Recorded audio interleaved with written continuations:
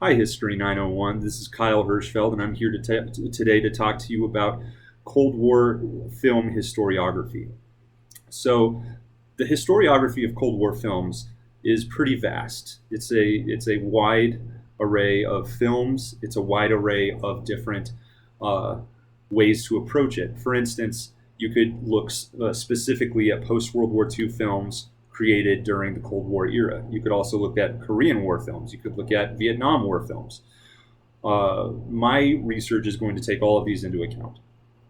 However, in the historiography, there is a good breakdown between uh, historians and researchers who have really shown different ways to approach this field. So that's what I'm going to be breaking down for you guys.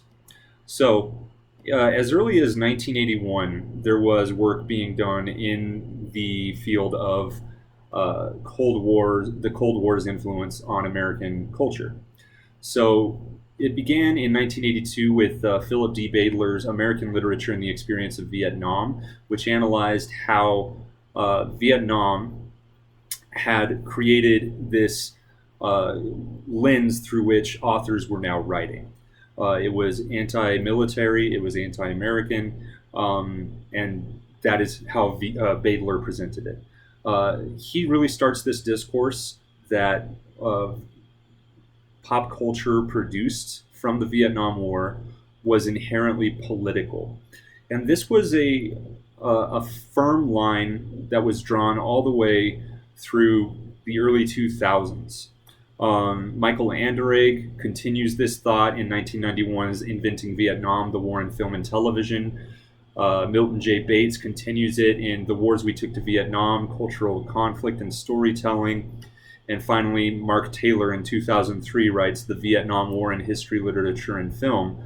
And he really talks about how um, the Vietnam War and its depiction was largely politically motivated by all sorts of filmographers, producers, etc. Now, this is important to my work because I am discussing a 1965 Supreme Court case, Friedman versus Maryland, which made it so that no longer would film producers have to turn to military advisory boards such as those provided by the Department of Defense in order to get approval for their productions. Uh, it was a liberalizing factor in that regard. So my question is, did that decision lead to an ultimate liberalization of United States culture at large? Did it lead to any sort of shift in how Americans viewed the military? Or was it simply one step in a myriad of decisions and cultural changes which help lead to the polarization of American society? So that's where my own research is headed. So the work of these individuals really shows that what came out of the Vietnam War was politically motivated and was potentially a force of change in American culture and society at large.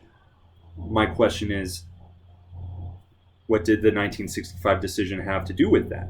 So, in order to do that, what I'm turning to is the work of authors and historians such as, I apologize, Doug Williams, whose 1991 article, Concealment and Disclosure From Birth of a Nation to the Vietnam War Film, really discussed the idea that war films influence how the public views specific historical events. Professor of history from Rutgers, John Cohen's, wrote Deepening Disbelief, The American Movie Hero in Vietnam, 1958 to 1968.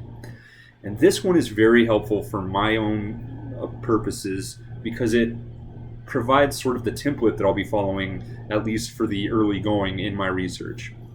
What Cohen's does is he compares three movies across a decade. 1958's The Quiet American, 1963's The Ugly American, and 1968's The Green Berets.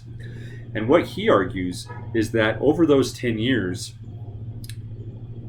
critics of films became slowly turned against the United States military. Now, he doesn't argue for any specific influence of the Supreme Court case, which I am looking at, but he does argue that Americans were surrounded by an overabundance of saturation in terms of war footage over those 10 years. So that is his analysis of the critics of each of those films is going to be kind of the crux of my own analysis. I'll be analyzing what were critics saying prior to 1965, what were they saying after 1965, what were films scripts being approved before 1965 and after 1965, what things were being edited, what things were being left out. So that is the historiography in general of what I am looking at in my own research. Thank you very much, and I hope you have a great rest of your day.